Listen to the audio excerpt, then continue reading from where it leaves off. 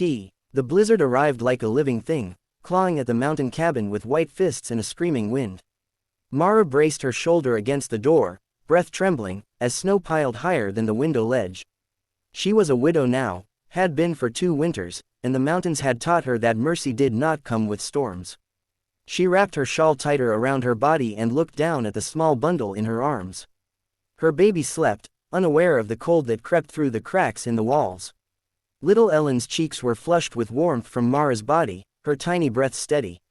Mara had hidden her well, tucked behind the stove and layered with every scrap of cloth she owned. If the mountain took her, it would not take her child too. The cabin groaned as a violent gust slammed into it. Snow spilled down from the roof beams, dusting Mara's hair white. She winced, fear squeezing her chest. The door latch rattled, the old wood bowing inward. If the storm tore it open, the cold would rush in and steal the breath from them both. Mara shuffled toward the back corner, careful not to slip. Her body ached with exhaustion, too many nights without rest, too many days hauling wood that was never enough. She had heard the whispers in town before the pass closed for winter. The obese widow, the woman no one wanted, the one left alone when her husband died beneath a fallen pine. Those words had hardened her, but tonight, alone with the storm howling like a beast, they offered no comfort. She pressed her forehead to Ellen's blanket and whispered a prayer she barely believed would be answered. Then she heard it, not the wind, not the groan of timber. A sound beneath the storm, deliberate, heavy, rhythmic. A thud, then another. Mara froze. Her heart pounded so hard she feared it would wake the baby. Someone, or something, was outside. The cabin shuddered again, but this time the impact was lower, more controlled. Snow fell from the rafters in clumps. Mara's first instinct was terror. Bandits sometimes roamed the mountains when winter trapped travelers. Desperate men were more dangerous than the cold.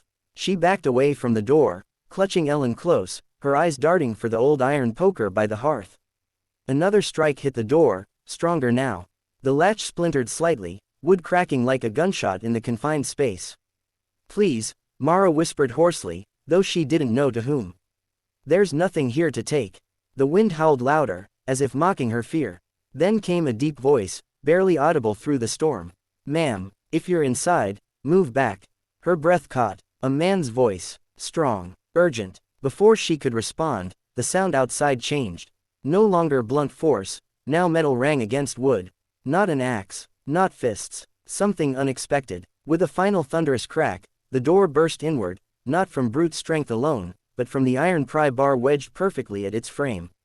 Snow and wind flooded the cabin in a white roar as the door collapsed, and through it stepped a towering mountain man, cloaked in furs, eyes sharp and searching. Mara tightened her grip on her baby, heart racing. The storm had found her. But so had someone else.